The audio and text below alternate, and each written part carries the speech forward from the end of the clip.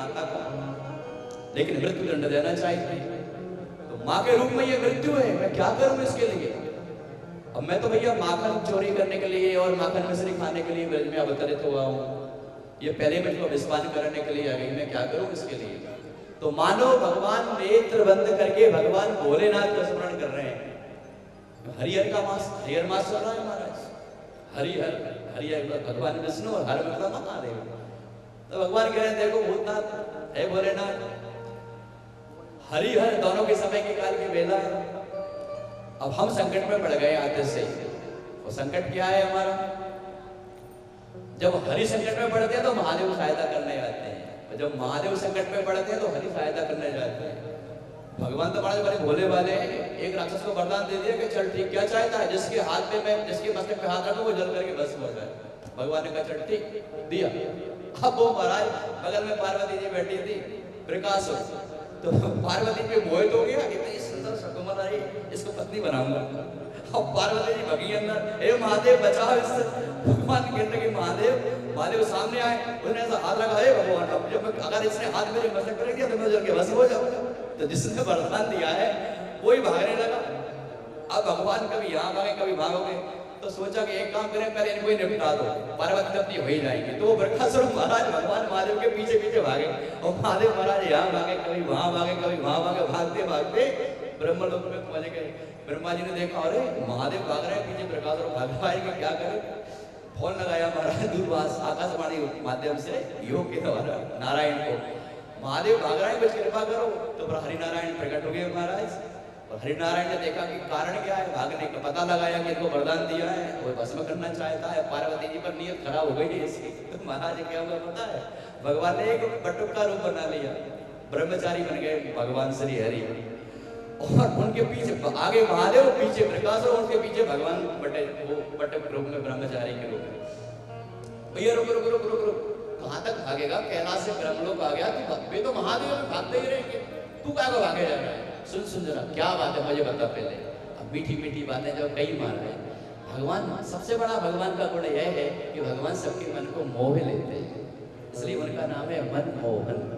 और भगवान ने मोहन रूप धारण किया था ना, लड़ाई झगड़ा हो रहा था, अमृत का घड़ा था, हम पिएंगे हम पिएंगे हम पिएंगे हम पिएंगे, भगवान कहने लगे। भगवान ने कहा कुछ नहीं, मोहनी बन के गए, उनपे देवता भी आकृष्ट और वो राक्षस भी आकृष्ट। राक्षस कहने लगे भैया बलि, कहने लगा महाराज ये घड़ा पकड़ो, जिसको पिलाओगी उसको पिलाओ, और हम चाहते हैं अमृत आप अपने हाथों से पिलाओ। ऐसे भगवान मनमोहन।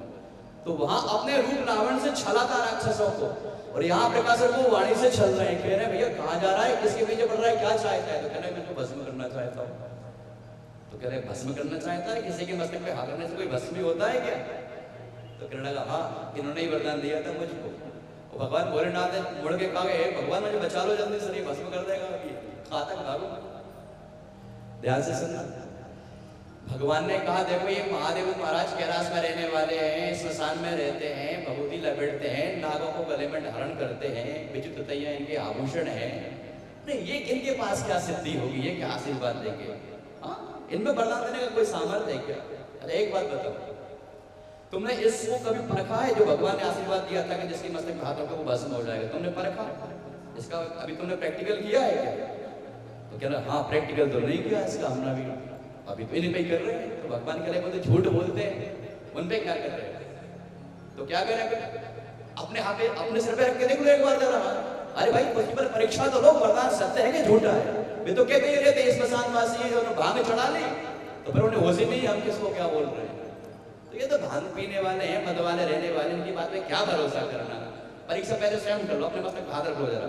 भैया महाराज भगवान ने मीठी मीठी बातें कही, तो क्या भस्म हो गया तो भगवान का नहीं ऐसा नहीं रखना है, पहले धीरे धीरे रखना। अरे भाई चल धीरे धीरे, अगर गर्म लगे कि जैसे जब पहले भस्म सीधे होंगे नहीं, पहले थोड़ा थोड़ा प्रकाश होगा, आगे जलेगी, तब तो भस्म हो। तो पहले धीरे धीरे लगेगा ना, और आगे लगे हाँ जलने लगा है तो हाथ तुरंत हटा ले। तो भगवान कहते हैं प्रकाश कहता है आप ठीक है भैया, जैसे ही हाथ रखा ऊपर जल करके बस गोविंद महादेव कह रहे प्रभु बड़ी रक्षा करी तुम, मेरे पीछे पड़ गया था। तो ऐसे महाराज भोलेनाथ है, भूतनाथ, भोले वाले बाबा, भोले बाबा अवड़दानी, बोले शंकर भगवान की। तो आज श्री हरि संकट में है। मान लो नेत्र बंद करके श्री हरि पुकार रहे हैं, हे भोलेनाथ, हे भूतनाथ, पधारो, हम संकट में हैं। क्यों? क्योंकि ये कालीकुट विष लगा के आई है स्तनपान कराने के लिए। और आपको तो पता है हम माखन मिश्री खाने आए हैं, और आपको तो आदत है विषपान करने की। समुद्र से जो हलाहल विष निकला था आपने पान कर लिया था, इसलिए हे नाथ, इस कालकुट विष का पान आप कर लीजिए और इसका दुग्ध पान हम कर लेंगे। मान लो भगवान भोलेनाथ को आमंत्रित कर रहे हैं, और वो क्षण भर तो रुकी महाराज पूतना, उठा कर हृदय से लगाया और नंद भवन से बाहर ले गई। और जैसे ही स्तनपान कराया उधर, और भगवान ने महाराज पहले तो कालकुट विष का तो भगवान ने सामान्य फिर निर्मूल कर ही दिया था। स्तनपान करते करते भगवान ने प्राणों का पान कर लिया, उसके प्राण पान करने लगे महाराज। उसे लगा छटपटाने लगी, अब तो घबराने लगी और कहने लगी मुंच मुंच, अरे मुझे छोड़ दे छोड़ दे, छोड़ता क्यों नहीं, मुझे छोड़ दे। और महाराज तरह तरह की वह यातना से और विलाप करने लगी, घबराने लगी। और भगवान ने कहा कि देखो मौसी, अब माँ जैसा काम करी तो मौसी होगी ना, माँ जैसी मौसी, माँ जैसी मौसी, बोलिए राधे राधे। तो कहा मौसी, हम पहले किसी को पकड़ते नहीं, अगर किसी को पकड़ ले तो हम किसी को छोड़ते नहीं। इसलिए हमारा सिद्धांत तो यही, हमने किसी को पहले पकड़ा नहीं और पकड़ लिया तो उसको कभी छोड़ा नहीं। अब हम छोड़ने वाले नहीं है। और महाराज भगवान ने प्राणों का पान कर लिया, महान पीड़ा का अनुभव करती हो महाराज ने देह त्याग दी। और जब महाराज प्राणांत उसका हुआ तो 6 कोस की भूमि में गिरी महाराज। अब बताइए, अब जब गिरी तो महाराज कैसे गिरी? धड़ाम की आवाज आई, पर्वत जैसा उसका शरीर हो गया महाराज। बहुत सारे वृक्ष तो महाराज नीचे गिर पड़े, वृक्षों में गिरी थी ऐसी लंबी हो, तो महाराज कई सारे वृक्ष उसके नीचे गिर पड़े, दब गए, टूट पड़े। हल्ला मच गया पूरे ब्रज में, गोकुल में। ये इतनी भयानक आवाज कहां से आई? अच्छा, नंद बाबा उस बीच तो कर देने गए थे मथुरा में, कंस गया, वो कर देने के लिए गए थे, तो वो भेंट करने लगे थे वहां पर वसुदेव जी के यहाँ। तो वसुदेव जी ने कहा था नंद बाबा आप शीघ्रता पूर्वक ब्रज में गोकुल में जाइए, आपको बहुत विलंब हो गया, आपको जाना चाहिए, हमें कोई अनहोनी की कोई आवाज हो रहा है, कोई अनहोनी ना हो जाए वहां पे, आप जल्दी जाइए ब्रज। उधर से महाराज नंद बाबा का आगमन हो रहा था, इधर से ब्रजवासी भागे भागे पहुंच गए महाराज। अब उसकी देह इतनी विशाल महाराज, कैसे चढ़े कन्हैया ऊपर छाती में खेल रहे महाराज, इतना पर्वत जैसा उसका शरीर, बड़े बड़े लंबे लंबे उसके पैर, इतना बड़ा मुख उसका, भैया कैसे पकड़े? इतने में नंद बाबा आ गए, अरे राम राम राम, ये क्या है? देखो कोई भयानक राक्षस ही है। तो उन्होंने कहा एक काम को नशे नहीं लेके आओ, नशे नहीं, सीढ़ी लगाई गई महाराज, चढ़े ऊपर, कन्हैया को छाती में से उठाया और मैया ने हृदय से लगा। अब क्या करें इसका, इसको कैसे जलाएं? तो जो बूढ़े बूढ़े गोप ग्वाल थे, उन्होंने कहा भैया एक काम करो, अपने अपने घर से कुड़ाली लेके आओ, जगह जगह से काटो, टुकड़े करो, फिर इकट्ठा ढेर बनाओ, फिर इकट्ठी आग लगा देंगे। बोलिए राधे राधे। तो महाराज कोई पैर काट रहा है, कोई हाथ काट रहा है, कोई आंख काट रहा है, कोई नाक काट रहा है, उसका इकट्ठा ढेर बनाया और जैसे उसमें आग लगाई, एक सुंदर सुरभि सुरभित होने लगी, पूरे वातावरण में सुंदर सुगंधित वायु प्रसारित होने लगी। सुखदेव भगवान से राजा परीक्षित ने पूछा, भगवान आदमी के जलने से तो एक बुरी सी, बहुत बुरी खुशबू नहीं, बदबू आती है, पर आप कह रहे सुरभि सुरभित होने लगी। तो भगवान ने कहा, हे परीक्षित, जिसको भगवान का स्पर्श हो गया हो, जो हृदय में भगवान को लेके जिसने देह त्यागी हो, उसकी देह तो परम पावन बन ही जाती है। क्यों? सन्मुख होए जीव मोहि जबहि, जन्म कोटि अगनासहि तबहि। भगवान के दर्शन मात्र से, तो वो तो महाराज हृदय में रखा करके मरी है महाराज। तो भगवान को हृदय से लगा के मरिए, और लोग हृदय में भगवान का नाम लेके मरते हैं कि हे भगवान एक बार नाम आ जाए आपके हृदय में, मन में, वचन में। तो वो तो भगवान को हृदय से लगा के मरिए, इसलिए वो सीधी वैकुंठ को प्राप्त हो गई महाराज। भगवान ने अपनी माता जैसी गति दी है। अहो वकीयम स्तन कालकूटम, अहो वकीयम, जो राक्षस बक है ना, उसकी बहन है बकी। अहो वकीयम, वही पूतना के बारे में कह रहे हैं, भगवान कितने दयालु हैं। कम्बा दयालुम शरणम भजे, जिन्होंने किन्होंने श्री हरि नारायण ने अगो बकिया विस्तर कालकूटम, अपने स्तर से कालकूट विस्तर भी आई, अपने माता की गति प्रदान। बोलिए राधे राधे। ऐसे परम दयालु है श्री हरि। अब तो महाराज गोपियां ले आई नंद भवन में कन्हैया को, और बताए क्या हुआ। और राक्षसी के हृदय पे कन्हैया पहुंच गया था, उसने स्पर्श कर दिया था, इसको नजर मगर लग गई होगी, तो क्या कर, नजर उतारो इसकी। तो क्या कर रहे हैं महाराज, एक पात्र में गोबर लिया, गाय का गोबर बढ़िया घोला उसको, और कन्हैया को महाराज बिठाया, और पूरा वो लेप जो था ना गोबर का, पूरा कन्हैया के ऊपर डाल दिया। गोबर से स्नान हो रहा है महाराज कन्हैया के। किससे? गोबर से स्नान। गोमयेन स्नापयित्वा पुनर्गोरज सारभकम, भागवत जी में लिखा, गोमयेन स्नापयित्वा पुनर्गोरज सारभकम। गोबर से स्नान कराया, फिर ऊपर से गोमूत्र से स्नान कराया। पहले गोबर का घोल डाला बढ़िया, फिर गोमूत्र से स्नान करवाया। और जो बूढ़ी बूढ़ी जो प्रजांगनाएं है ना, अरे मैया इधर ले गया, कन्हैया को इधर ले गया, लाला को इधर ले गया, तो मैया लेके गई और पूंछ पकड़ के खड़ी थी महाराज वो एक बूढ़ी गोपी। तो यहाँ काय को बुलाया, ये तो खड़ी तो रह जाए। कन्हैया को गोद में रखा है नंद रानी ने, यशोदा मैया ने, और वो बूढ़ी जो मैया है ना, तो वो कन्हैया वो पूंछ पकड़ के ऐसे उतार रही है महाराज, पूंछ से झाड़ रही है कि जो आलाय वलाय जो भी है वो सब दूर हो जाए। गाय की पूंछ से झाड़ा लगाया जा रहा है। बोलिए राधे राधे। अब कन्हैया को नंदा भवन में लेके आई यशोदा मैया, और भगवान के नाम ले लेकर के उसकी नजर और ही उतार, और ही कोई अगर नजर बची हो ना, तो वो भी दूर हो जाए। गोविंदम, भगवान श्री गोविंद का स्मरण कर रही है, और भगवान से प्रार्थना कर रही है, सोइत देव पतिश्चित्तम मनो प्राणा नारायण, मनो नारायणो वतु। हे नारायण, इनकी आप मन की रक्षा करिए। हे श्वेत द्वीप के अधिपति श्री हरि, इनके मन की रक्षा करिए। गोविंदम पादो, हे गोविंद, जब ये कन्हैया खेलने के लिए जाए, जब ये कहीं खेलेगा तो क्या करना, आप इसकी रक्षा करना। गोविंदम पाद क्रीडंतम, जब ये खेलेगा तो हे गोविंद आप इसकी रक्षा करना। शयानम पादु माधव, हे माधव, जब मेरा ये लाला सो जाए तो आप इसकी रक्षा करना। इंद्रियाणी ऋषिकेशो, हे ऋषिकेश आप इसकी इंद्रियों की रक्षा करना। प्राणान नारायणो वतु, हे नारायण आप इसके प्राणों की रक्षा करना। ऐसे भगवान के नाम ले लेकर के कन्हैया का क्या कर रही है, नजर उतार रही है। भगवान कह रहे हैं क्या बात है, तुम मैया जो जो पुकार रही हो वो हम ही तो है, तुम जो जो पुकार रही हो वो हम ही हैं। अर्थात भाव क्या है कि भगवान से बड़ा है भगवान का। बोलिए राधे राधे। एक दृष्टांत सुना दें आपको, क्योंकि समय नहीं है, लेकिन आगे ये बात तो सुना नहीं पड़ेगी।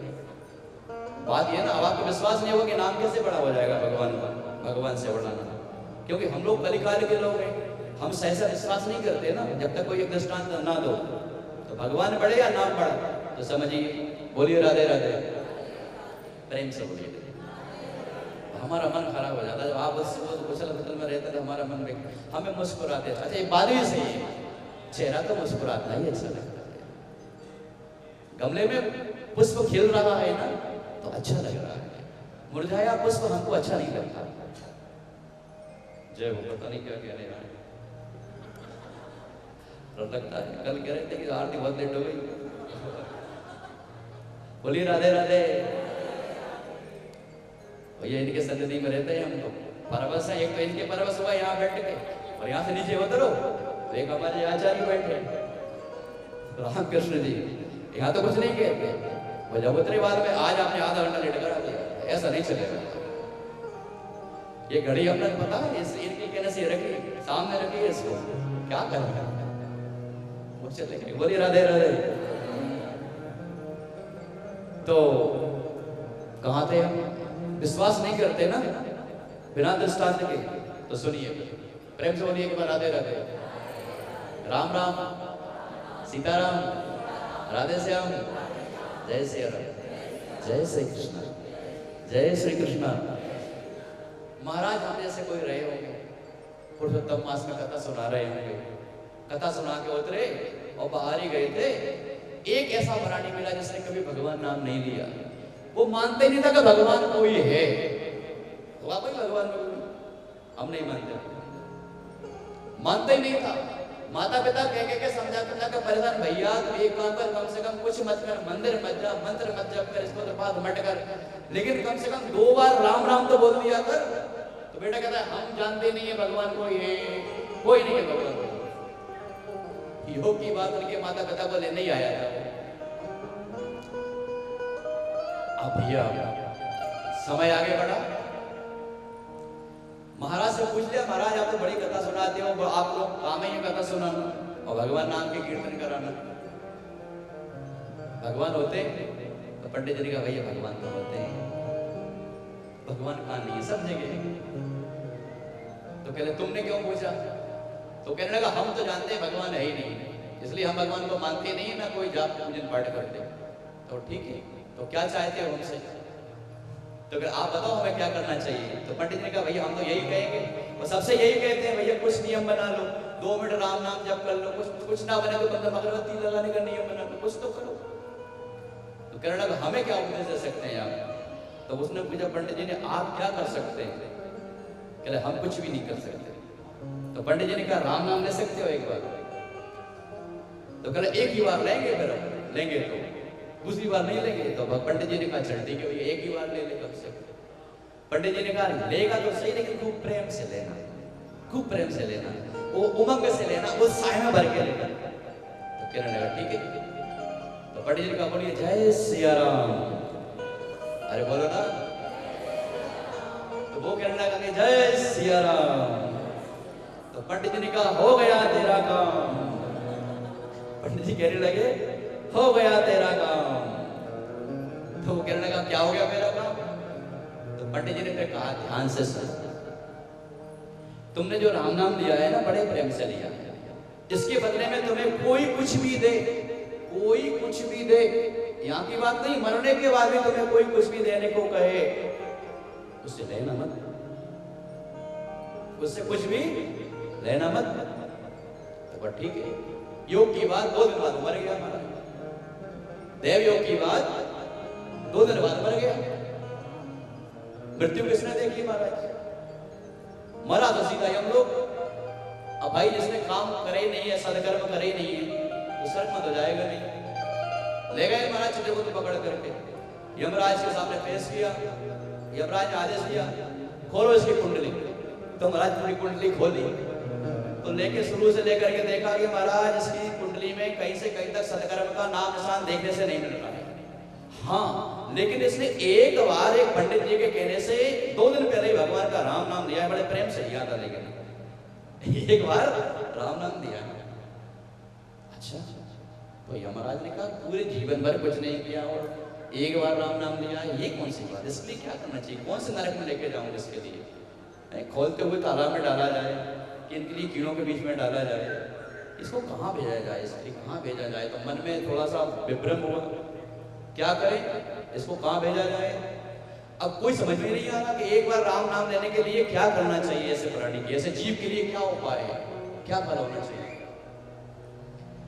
जब बहुत देर तक समझ में नहीं आई तो यमराज महाराज ब्रह्मा जी के पास में उस जीव को लेकर चले गए साथ में। भाई जीव को पकड़ा के चल मेरे साथ। जीव को लेकर साथ आ गए सीधे ब्रह्मलोक में। ब्रह्मा जी से कहा हे चतुरानन, हे विधाता, हम प्रणाम करते हैं, एक मृत्यु लोक से ये जीव आया है, इसने जीवन में कभी कोई सत्कर्म किया ही नहीं है, केवल एक बार राम नाम लिया है, केवल एक बार।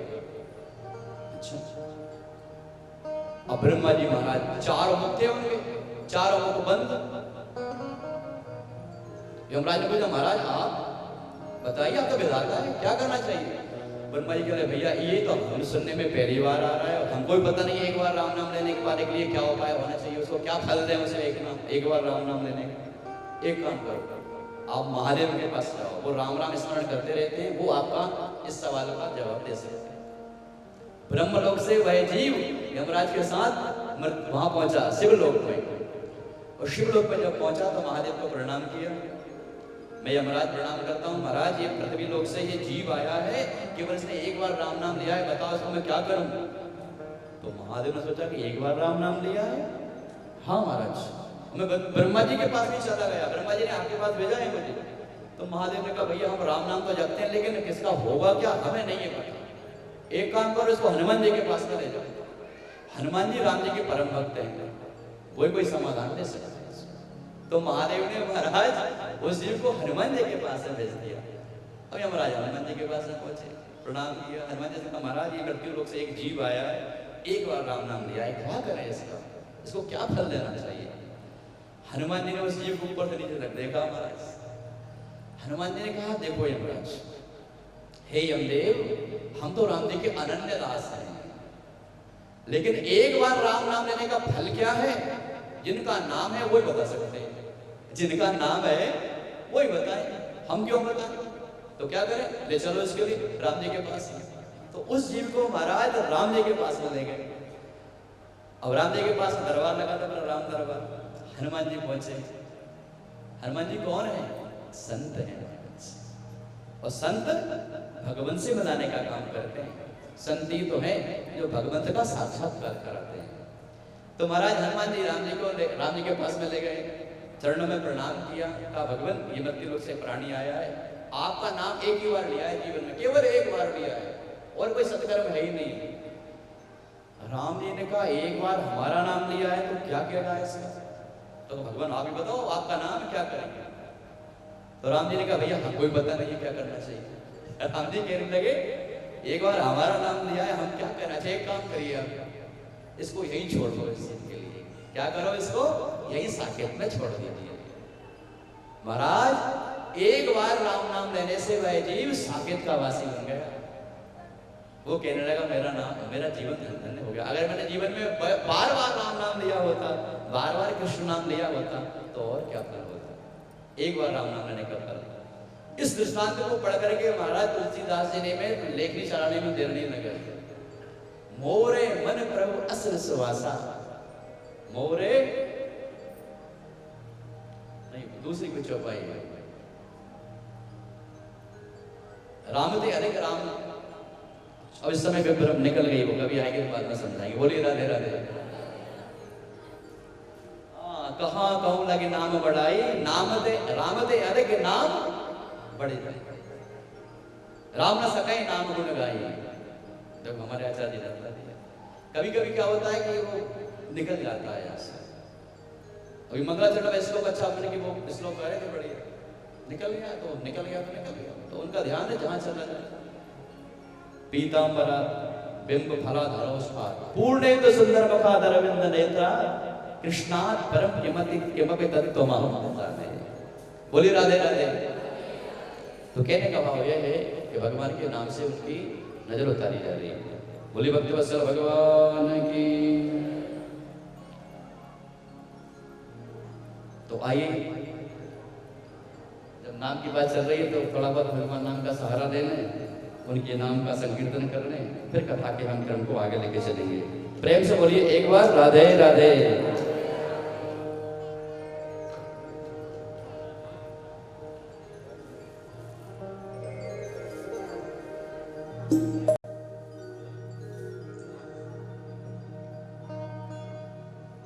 अरे सुने बरसाने वाली गुलाम मेरो बने वाली, सुने बरसाने वाली गुलाम तेरो बने वाली, सुने बरसाने वाली गुलाम तेरो बने वाली,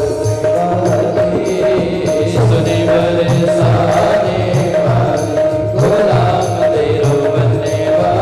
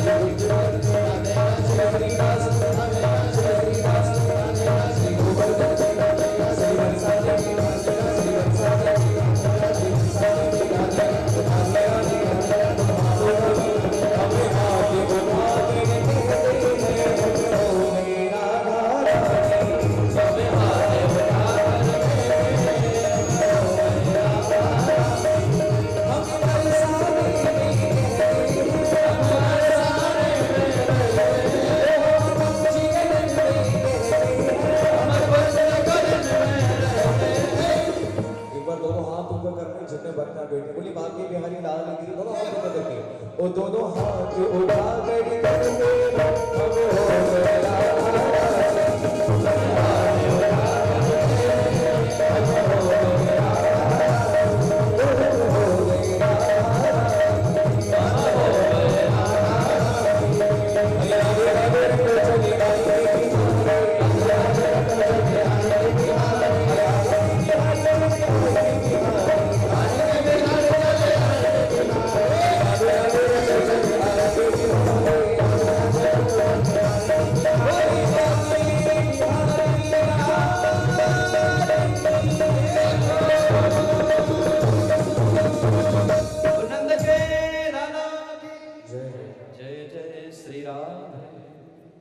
सब विराजे अपने स्थान पर। और आज बड़ा सौभाग्य का विषय है कि हमारे बीच में जो सह्याद्री परिसर की महिला मंडल है वो आज डिपो चौराहा से पधारी है। तो डिपो चौराहा सह्याद्री परिसर से जो महिला मंडल पधारा है उन सब माताओं का, भक्तिमती माताओं का खूब खूब स्वागत है कथा मंडप में। उनका वंदन अभिनंदन है। बोलिए राधे राधे। और साथ में आज इस कथा के दर्शक में श्री माननीय शिवनारायण रूपलाल जी भी पधारे हैं, उनका भी कथा में स्वागत है। बोलिए एक बार राधे राधे। सुखदेव भगवान कहते हैं राजन परीक्षित, भगवान का इस प्रकार से जब लालन पालन होने लगा और भगवान ने राक्षसी का वध कर दिया, पूतना का उद्धार हो गया। अब भगवान ने सोचा कि हमें अपने लीला करना है। समय आगे बढ़ा और उत्सव मनाया जा रहा था, छठी का उत्सव मनाया जा रहा था।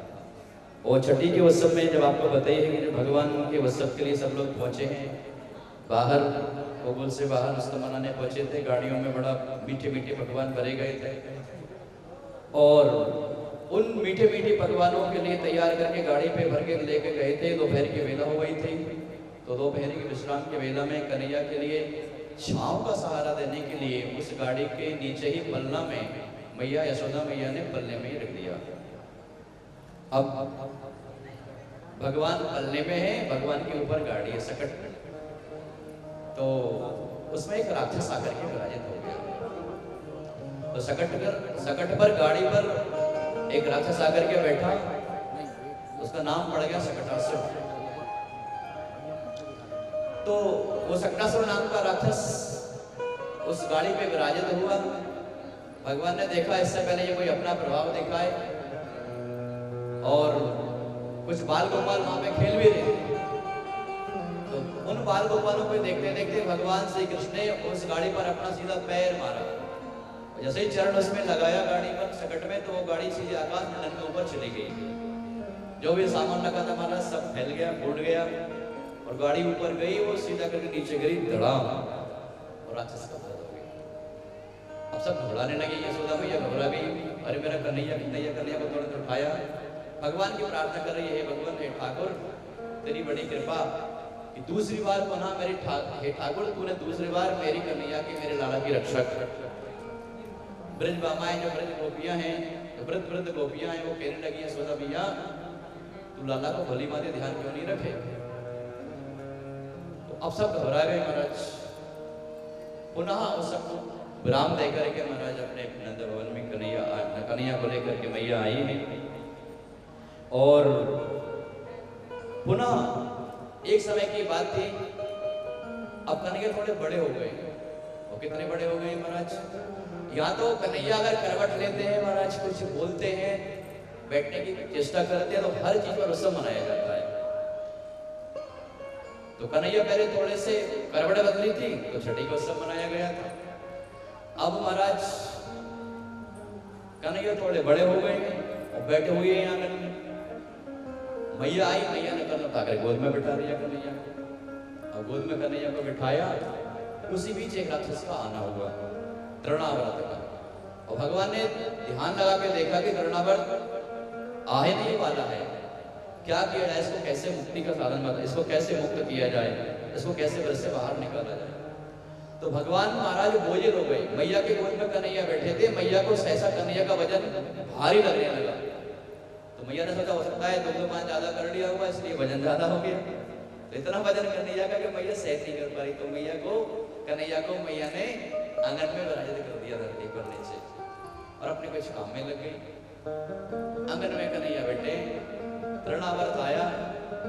तृणावर्त, तृण और आवर्त, एक हवा का ऐसा स्वरूप जो गोल गोल घूमता है। इसमें हम देखते हैं तिनके हैं, कुछ धूल के कण रहते हैं, कुछ पत्ते रहते हैं सूखे, वो गोल गोल गोल गोल घूमते हैं। तो ऐसा तृणावर्त नाम का राक्षस आया, और ठीक नंदवन में आकर के कन्हैया जो आंगन में बैठे थे उनको पकड़ा आपने, और सीधा आकाश मंडल में मारना चला गया, ले गया उड़ा करके भगवान। और भगवान मुस्कुराने लगे कि चलो ठीक है, इस बार कंस मामा ने हमें तीसरी बार उड़न खटोला भेज दिया है, ऊपर की यात्रा करें। और ऊपर तक आए गए हैं, जरा ये भी देख लें कि कौन सी गोपी कहाँ रहती है, किस किस के घर में हमको चोरी करने जाना है माखन की। तो महाराज ऊपर तक गया। अब तृणावर्त बोला आप भटक देना चाहिए, इसके यहाँ से मर जाएगा ये लाला। तो महाराज वो क्या पढ़ के भगवान इतने बोझिल हो गए, इतने उसे लगने लगा कि मैं कोई कन्हैया लाला को लेके आया, मैं तो कोई पहाड़ को उठा के ले आया। मैं इतनी ऊंचाई तक आ तो गया, तब तो कोई वजन नहीं लगा मुझे, लेकिन अब तो ये लाला ऐसा लग रहा है तो कोई पहाड़ है, ये कोई बालक नहीं, ये तो कोई पहाड़ को लेके आ गया। क्या ये संशय हो रहा है मुझे? सहन नहीं, वो सीधा मरा जमीन पर करके गिरा, गोविंदाय नमो नमः। तो तृणावर्त का भी भगवान ने उद्धार कर दिया। सुखदेव भगवान कहते हैं राजन परीक्षित, अब भगवान कुछ बोलने लगे। तो आप सब जानते हैं महाराज, जब कोई भी बालक बोलता है सबसे पहले किसको पुकारता है वो? किसको? हाँ, जब बालक सबसे पहले बोलेगा तो पहले बोलेगा माँ। न मातु परम दैवतम, शास्त्र में कहा है माता से बढ़ के कोई देवता होता ही नहीं है महाराज। सर्व तीर्थमयी माता, शास्त्रों में कहा है सर्व तीर्थमयी माता।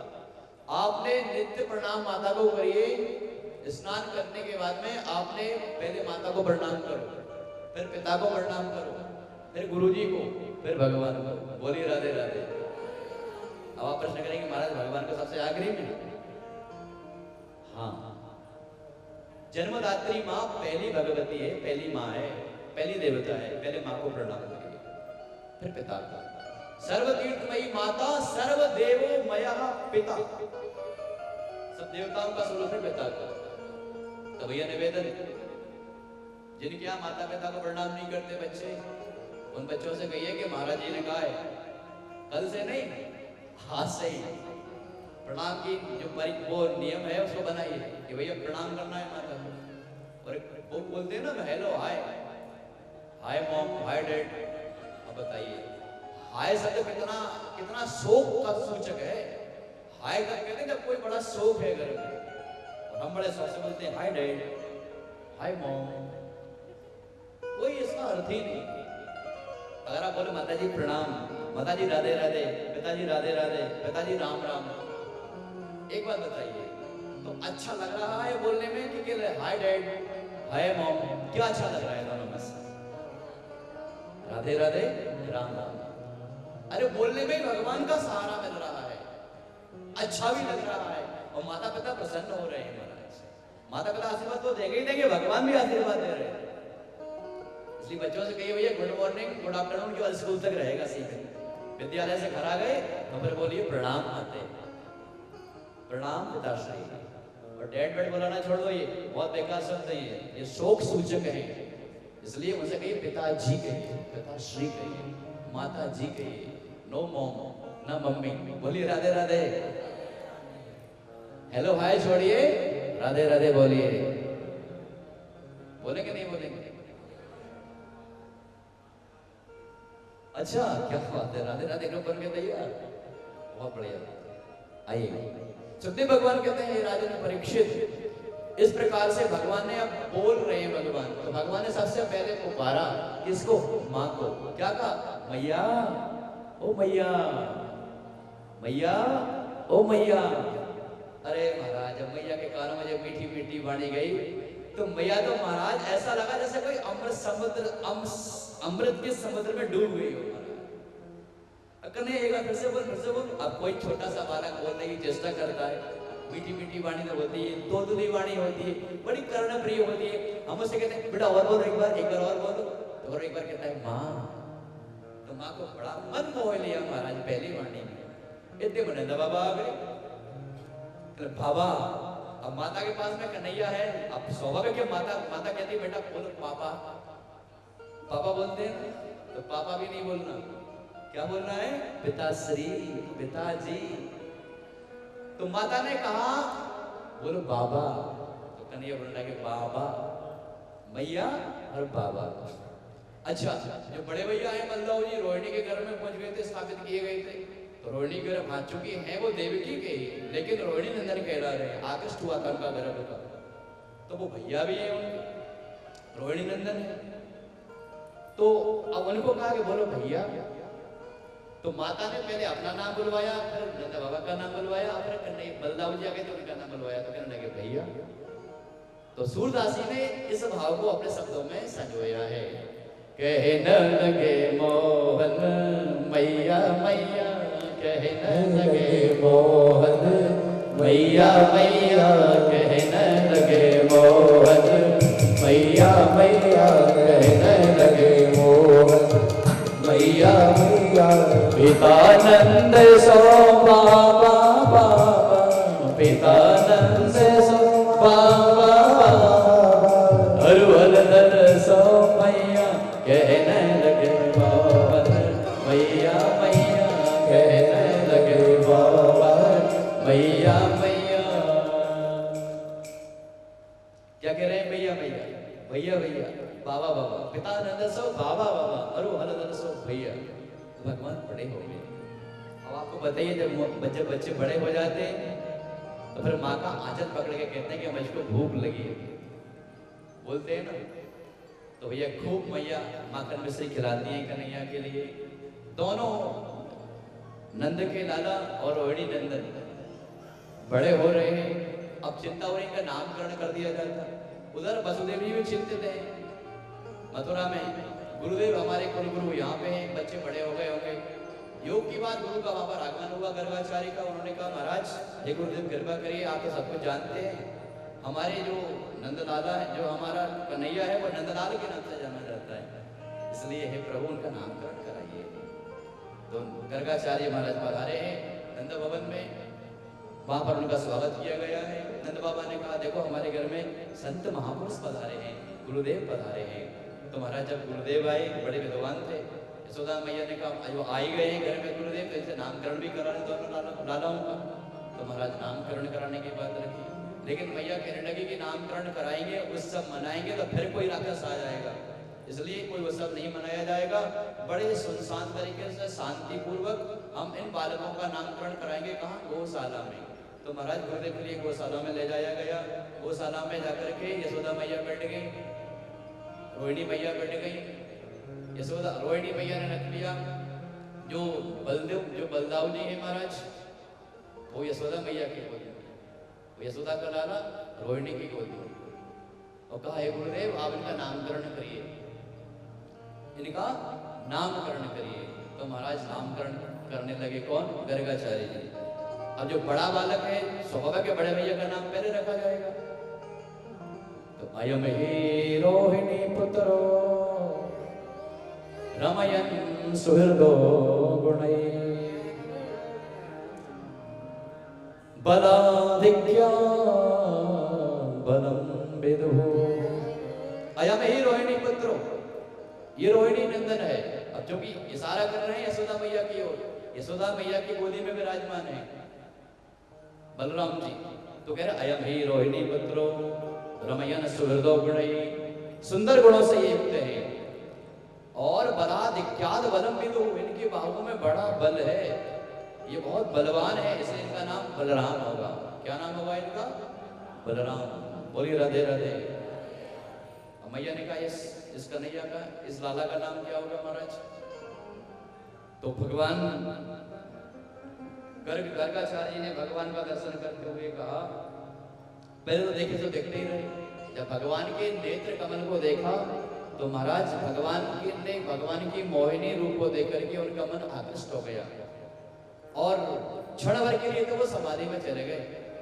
कुछ बोला नहीं, बस नेत्र बंद करके उनकी मुखाकृति को, उनके रूप लावण्य को, रूप सौंदर्य को वह भान करने लगे। अब पूछा भगवान नेत्रबंदी करते रहोगे, किसका नामकरण भी करोगे लाला का?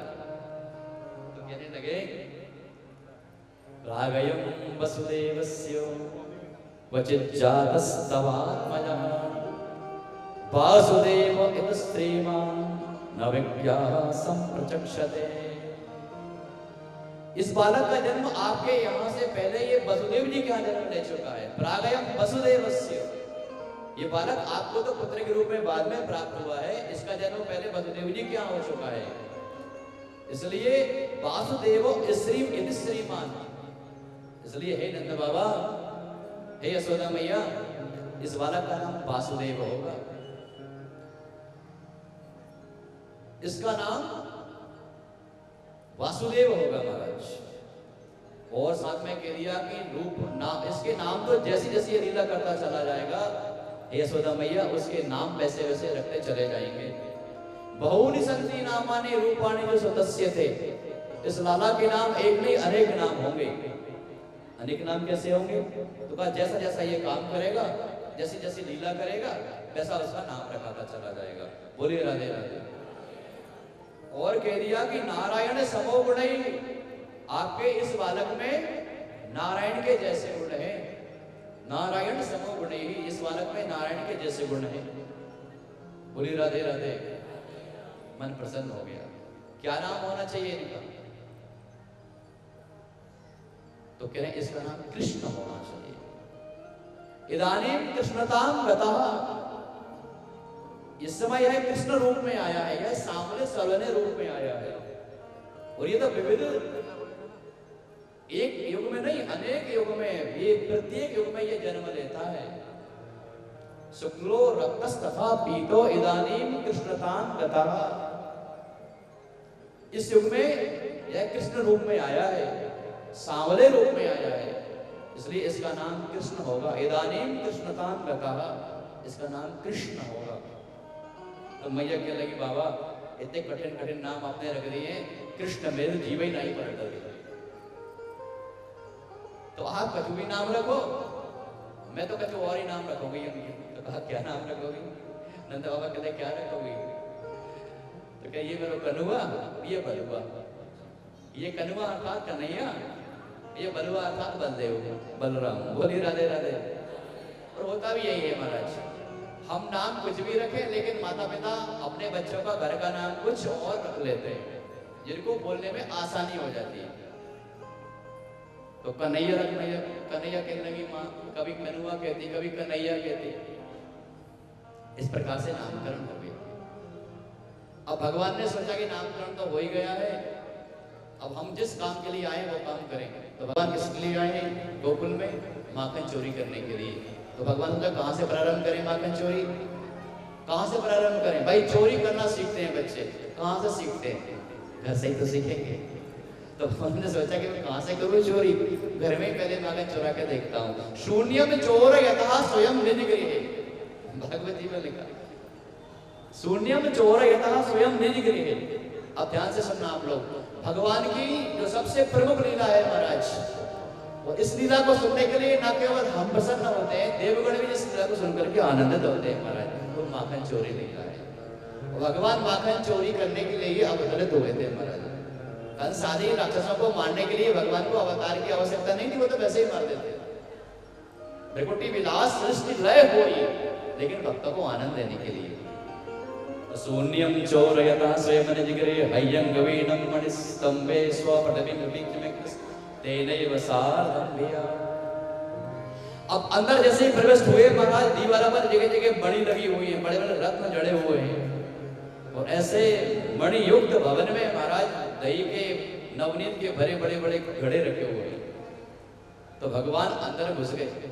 वो अंदर भगवान जब भवन में पहुंचे, और जैसे ही भगवान ने उस नवनीत से भरा हुआ मटके में हाथ डाला है, और हाथ डाल करके जैसे ही नवनीत निकाला है, और जैसे ही स्पर्श कर ही रहे थे कि सामने एक आकृति दिखाई पड़ी, प्रतिबिंब। अब आज के सामने खड़े होंगे मणियों के सामने, तो हम जैसे वैसे वैसे दिखेंगे। तो कन्हैया ने जैसे ही हाथ लगाया, वैसे उसने भी हाथ लगाया, और कन्हैया सहम गए देख के पहली बार चोरी करी, इसमें ही महाराज को पड़ा गया। मंगलाचरण ठीक नहीं है, बोलिए राधे राधे। अब है कोई नहीं है, खुद की परछाई देख करके कह रहे हैं कि भ्रातर मावद मातरम मम समो भागस्त वापी है। तो भ्रातर मावद मातरम मम सके भागस्त वापी है। तो हे भैया तूने मुझे देख लिया, मेरी माता से मत कहना। भ्रातर मावद मातरम मातरम मावद, मेरी माँ को मत बताना कि मैंने चोरी से इसको माखन खाने के लिए मैं आया था। भागस्त वापी है, तो इसमें जो माखन भरा है ना इस घड़े में, तुझको भी बराबर बराबर दूंगा मैं, तेरा भी उतना ही भाग है जितना मेरा है, लेकिन मैया से मत कहना। अब मैया बगल में बैठी थी, मैया को कान में आवाज आई, कन्हैया को जो बोल रहा है, बातें कर रहा है, किससे बात कर रहा है?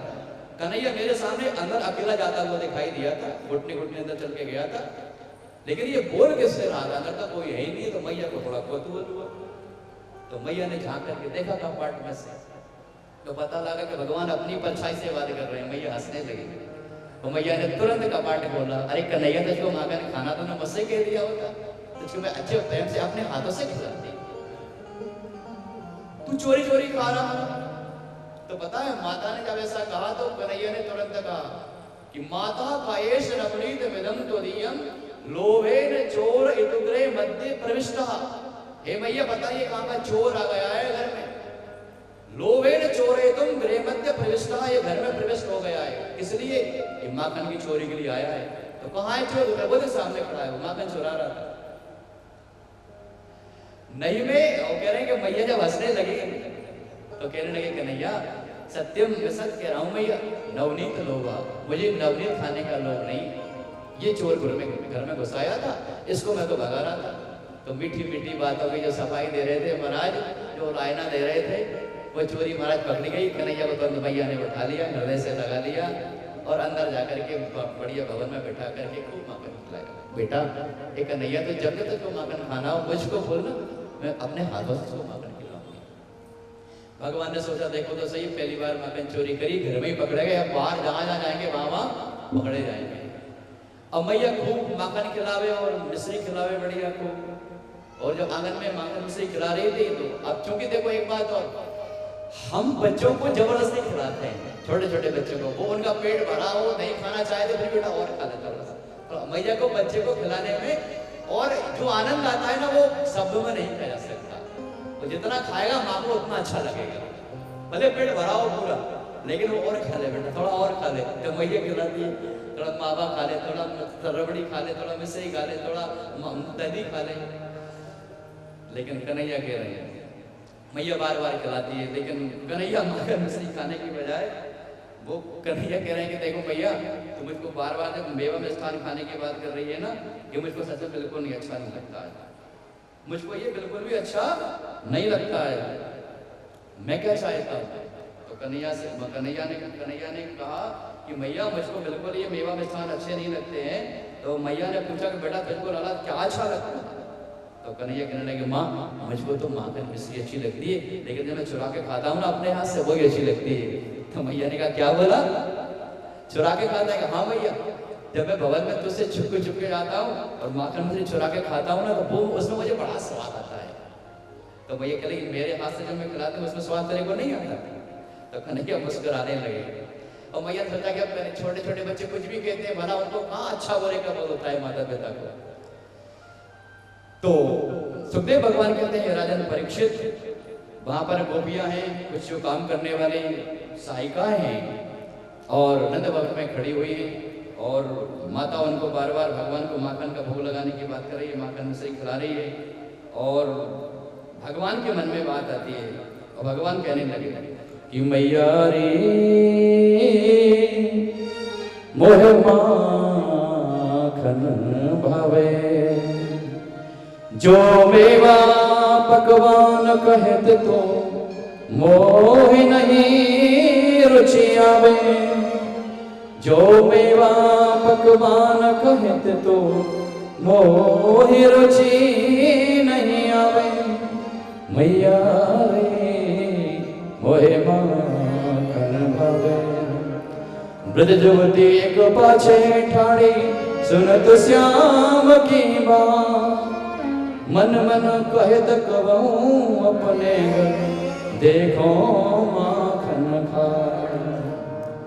एक ब्रज युवती महाराज पीछे खड़ी हुई थी और भगवान ऐसा मैया से कह रहे थे कि मैया मुझको तो माखन अच्छा लगता है।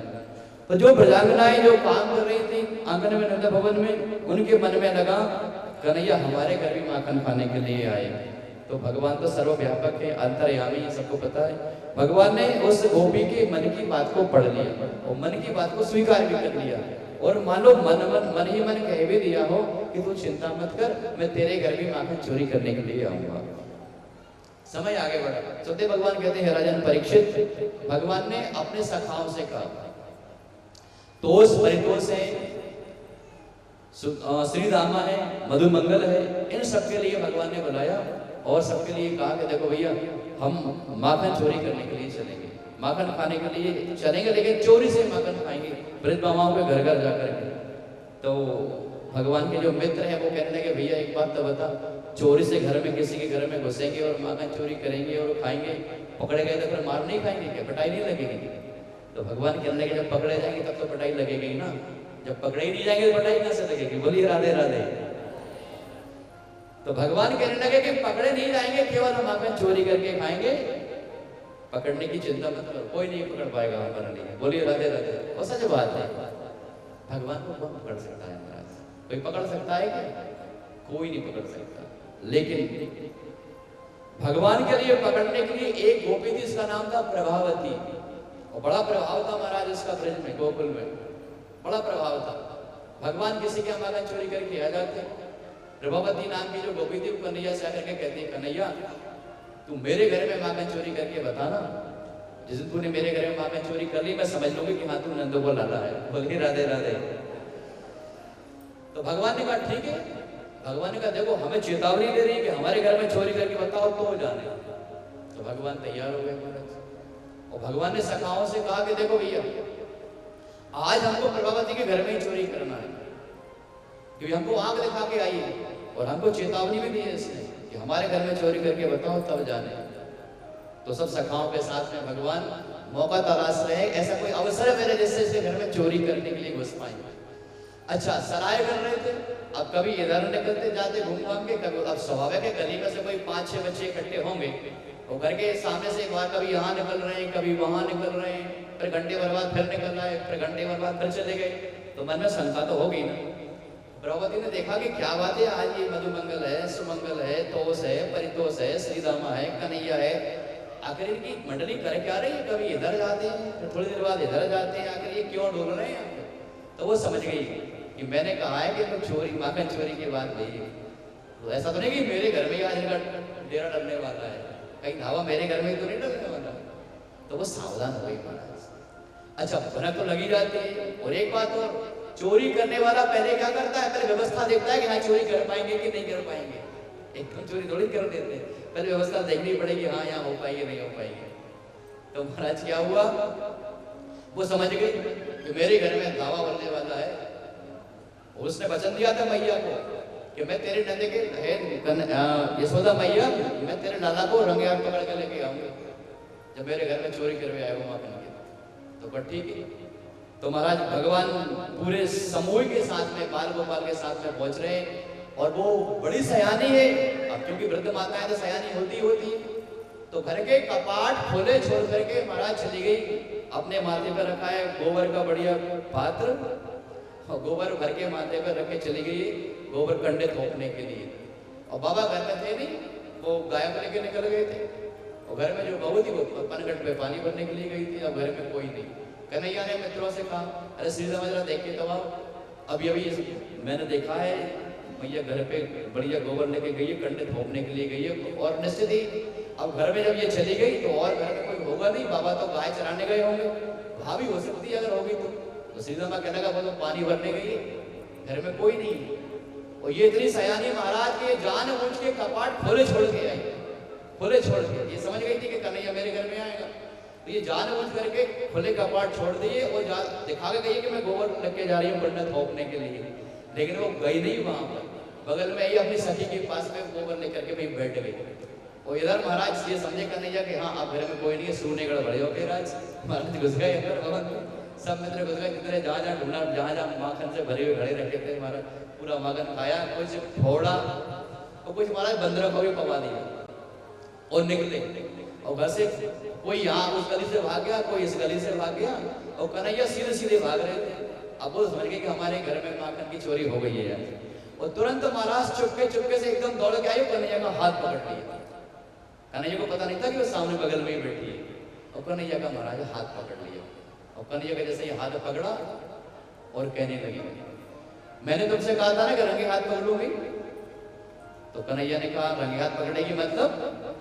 तो कहा तू मेरे घर से चोरी करके आया है माखन की, देख तेरे होठों पे माखन लगे हुए, देख तेरे वस्त्रों पे पीतांबर पे माखन लगे हुए, देख तेरे हाथ में माखन लगे हुए, तू मेरे घर से ही आ रहा हो। तो कन्हैया कहने लगे देखो तेरे घर से माखन चोरी करके नहीं आया मैं तो अपने घर से ही आ रहा हूँ। लेकिन महाराज ने हाथ पकड़ लिया आपको कन्हैया का, और हाथ पकड़ लिया और कन्हैया ने छुड़ाने की कोशिश करी, लेकिन वो हाथ नहीं छोड़ रही। और अब तो कन्हैया उस गोपी से कहने लगे, वो जो कह रहे हैं इस भाव के माध्यम से हम समझते हैं। आइए, बड़ा सुंदर भाव है, इसको शब्दों में परोया है बड़े भाव में। तो सूरदास से कि ग्वालिन मत पकड़े मोरी बहन, ओ ग्वालिन मत पकड़े